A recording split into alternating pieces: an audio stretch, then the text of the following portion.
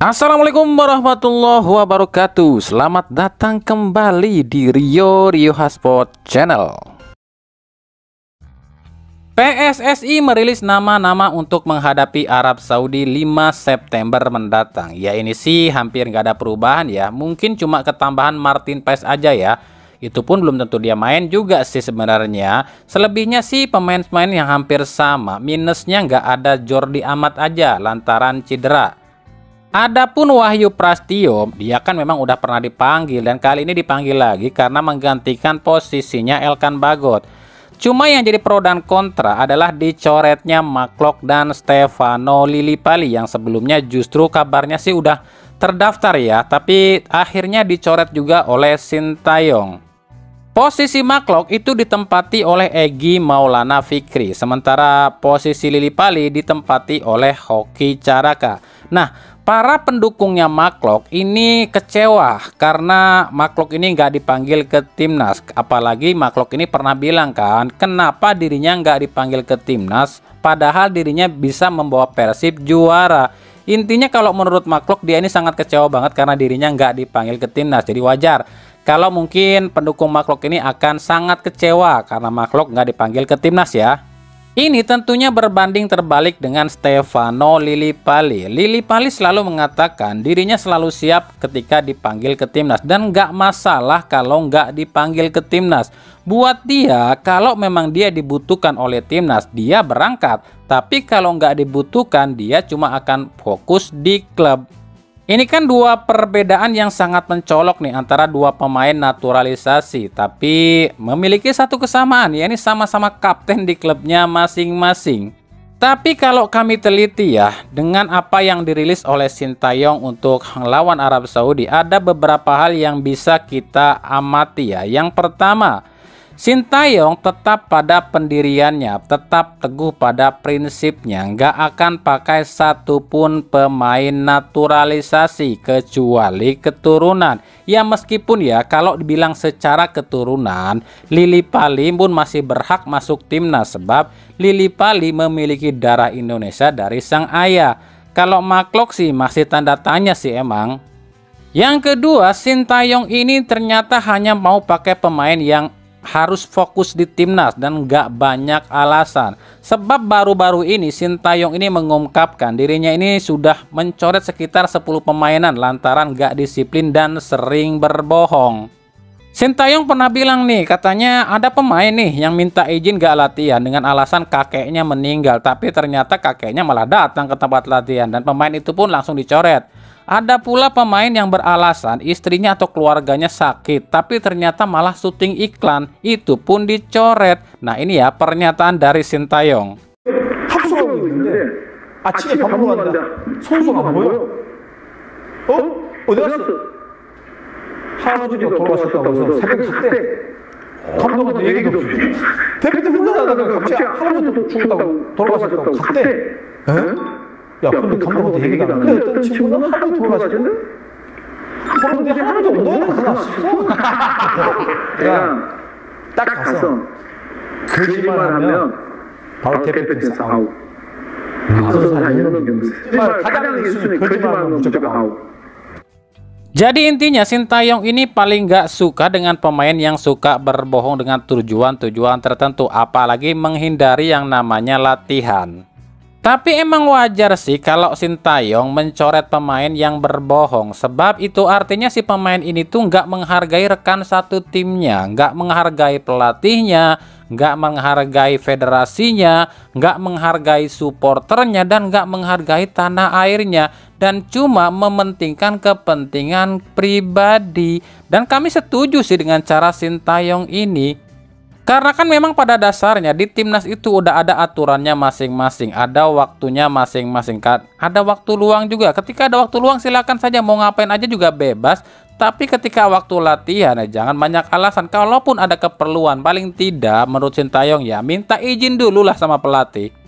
Nah yang nggak kalah bikin netizen kurang puas adalah dipanggilnya Hoki Caraka yang justru menggantikan posisi Lillipali. Kalau Lillipali nggak dipanggil dengan alasan dia ini masalahnya naturalisasi, kenapa bukan Jens Reven yang dipanggil atau yang lain?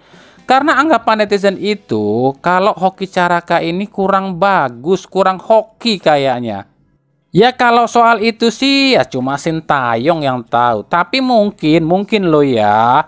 Ini kan Ami bilang mungkin. Si Hoki ini anaknya penurut kali ya, nggak banyak tingkah juga. Dan mungkin juga Sintayong ini ingin memberi jam terbang lebih buat Hoki ini. Sementara James Raven kan diproyeksikan memang buat AFF. Tapi ya udahlah ya. Apapun itu, kita sebagai masyarakat Indonesia ini cuma bisa ngasih 2D, doa dan dukungan buat timnas. Semoga timnas kita ini mendapatkan hasil yang terbaik, nggak peduli siapapun pemainnya yang akan dipakai. Betul tidak? Yang kami heran justru adalah duo Sayuri. Kenapa ya tiap mau dipanggil ke timnas, ini dua bersaudara selalu cedera. Yang terbaru juga nih, duo Sayuri dicoret lagi lantaran cedera. Kemarin Yance Sayuri gagal nih di Piala Asia karena cedera. Sekarang malah dua-duanya cedera. Kenapa ya? Ini dua bersaudara setiap kali mau dipanggil ke timnas ada aja yang cedera. Ada yang tahu kenapa ya?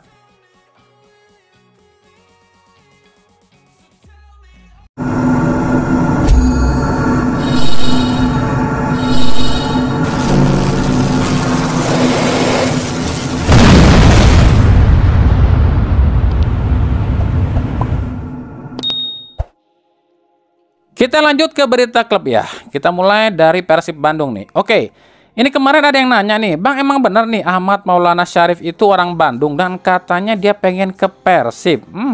Oke, kami jawab ya. Ahmad Maulana Syarif memang kelahiran Bandung, tapi dia ini belum pernah loh sekalipun main di Persib Junior. Dia ini asli binaan Persija Jakarta. Dan kalau ditanya apakah Ahmad Maulana Syarif ini mau main di Persib ya, silahkan dengar sendiri aja jawaban dari Ahmad Maulana. Ada cita-cita suatu saat udah mau Persib ya? Itu dapur sih Mas. Tapi ya pasti sebagai orang Bandung ya iyalah. Cuman ya biarin waktu aja yang menjawab. Persib memang butuh sosok di bek kanan sebab Persib cuma ada Hen-Hen Herdiana di sana. Sementara ini kan posisi Hen-Hen ini dikorbankan untuk slot U22 yang diisi oleh Kakang Rudianto dan Robi Darwis. Cuma kalau ditanya Persib tertarik apa enggak sama Ahmad Maulana, dan seandainya pun Persib tertarik sama Ahmad Maulana ya kembali lagi berarti ya ini hal yang hampir serupa. Persib itu selalu tertarik pada pemain yang justru malah bersinarnya itu bukan di Persib. Contoh nih ya, selain Ahmad Maulana nih, ada Fajar Faturrahman, pemain asal Papua yang justru menimba ilmu di Persib Junior, tapi nggak pernah tuh direkrut oleh Persib Senior. Tapi ketika bersinar di Timnas dan Borneo FC, Persib pun justru tertarik memulangkan Fajar. Kan aneh, kenapa nggak kemarin-kemarin? Kemudian ada Dava Salman, pemain kelahiran Tasikmalaya yang justru belum pernah sekalipun main di Persib. Tapi talentanya ini bersinar di Persela dan PSM Makassar. Ketika udah bagus, Persib justru tertarik. Kenapa nggak kemarin-kemarin? Begitu juga dengan Ronaldo Kuateh. Kita tahu lah Ronaldo Kuateh ini adalah binaan dari Persib Junior. Tapi justru bersinarnya di klub lain dan Timnas Indonesia. Setelah Ronaldo Kuateh ini bersinar di Timnas, Persib tertarik memulangkan Ronaldo Kuateh. Kenapa Persib bisa seperti itu terus ya? Yang pertama alasannya adalah karena persaingan. Persib itu punya yang namanya akademi, dan akademi Persib ini banyak. Dan di akademi Persib itu banyak pemain-pemain bertalenta bagus. Jadi dengan banyaknya pemain-pemain bagus di akademi Persib, itu pun gak semuanya bisa masuk ke tim utama Persib. Harus diseleksi, harus dipilihin juga. Apalagi pemain yang bukan dari akademi Persib. Jadi kesempatan buat masuk Persib ya semakin kecil. Wong yang di akademi aja susah masuk, apalagi yang di luar akademi.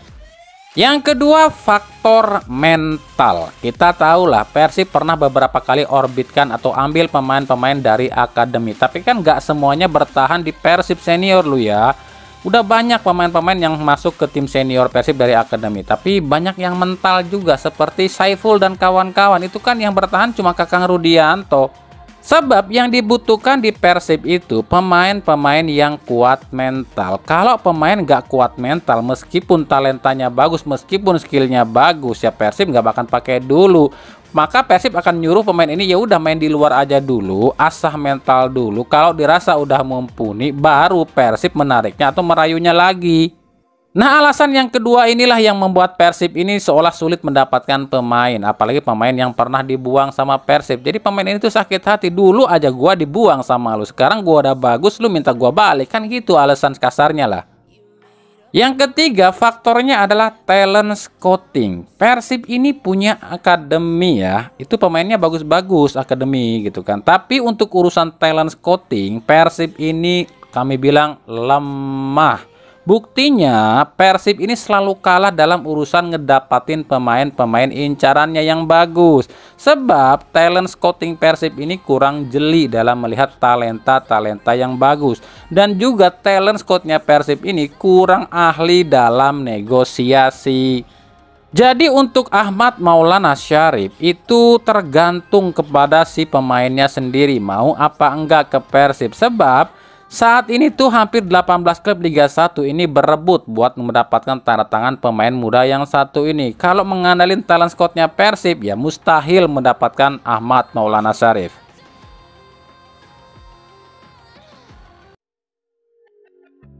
Dari Bali United saat ini tengah berbangga sebab kemenangan Indonesia U20 dari Argentina U20 menyeret nama Bali United. Ya, 2 gol timnas U20 dicetak oleh 2 pemain Bali United, Kadek Arel dan Mauri Simons. Bahkan Bali United memposting ini di akun ofisialnya, tapi justru nggak sedikit cibiran yang ditujukan pada Bali United. Sebab selain Kadek Arel, ya Mauri Simons cuma jadi penghangat bangku cadangan di Bali United. Kalau pendapat kami pribadi soal pemain itu jadi pemain reguler atau pemain cadangan di sebuah klub, kita nggak bisa sepenuhnya juga nyalahin ke pelatih klub lo ya. Sebab pelatih di liga itu juga harus mikir untung rugi. Pelatih di klub itu mungkin bisa pakai pemain muda, tapi kan nggak mesti harus jadi pemain reguler karena yang dicari pelatih klub itu cuma kemenangan. Apalagi klubnya itu di tengah yang namanya supporternya besar. Otomatis kalau klub itu nggak menang, pelatih yang habis dihujat. Tapi ya balik lagi nih, ini juga tantangan buat Stefano Cugura. Kalau Stefano Cugura ini menjadikan Kadek Arel dan Mauri Simons sebagai pemain reguler di klubnya dan tampil bagus dan berprestasi, bukannya nantinya pujian buat si Stefano Cugura ini jadi double. Tapi ya kita nggak tahu deh gimana nanti deh. Kita lihat apakah si Mauri Simons ini akan tampil reguler di Bali United apa enggak ya.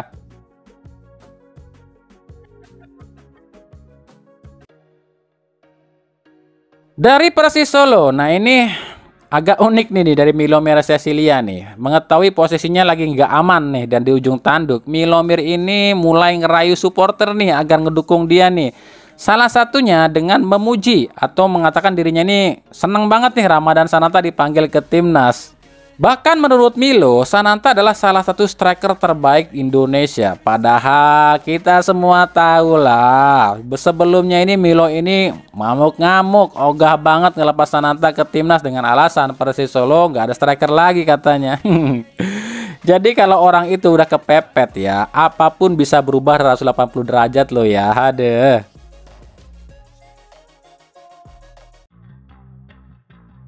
Dari Persik Kediri, pelatih Marcelo Ruspida akhirnya sadar kalau timnya ini memang memiliki kekurangan, yakni kekurangan di sektor striker. 3 laga yang dijalani dengan hasil raihan yang rata. Kenapa rata? Ya iyalah, 1 kali menang, 1 kali imbang, dan 1 kali kalah dengan mencetak 3 gol. Tapi kebobolannya pun 3 gol, kan artinya tim ini tim yang rata. Setelah mendapatkan sponsor baru yakni Le Mineral, nah King Arthur ini dengan si pelatih Marcelo Ruspida ini udah bersiasat nih, katanya sih berencana akan mendatangkan 1 striker asing lagi. Wow, kalau mendatangkan striker baru berarti akan ada pemain asing yang dicopot tuh. Nah kemungkinan slot itu ya diambilnya dari slot gelandang asing ya, memang terlalu banyak sih gelandang asingnya. Nah kabar yang kami dapat dari Kediri, ini King Arthur lagi nyeleksi beberapa pemain berposisi sebagai striker yang kemungkinan bisa diambil di paruh musim kedua nanti. Ada siapa aja sih? Ada Rafael Silva, Alexander Rakic, Eber Beza, Aaron Del Valle, dan yang paling mengejutkan buat kami ada nama Mario Balotelli dan Federico Maceda yang juga katanya sih masuk dalam daftar pemain yang tengah diincar atau diseleksi oleh King Arthur. Let's see aja deh di bursa transfer nanti bener apa enggak ya.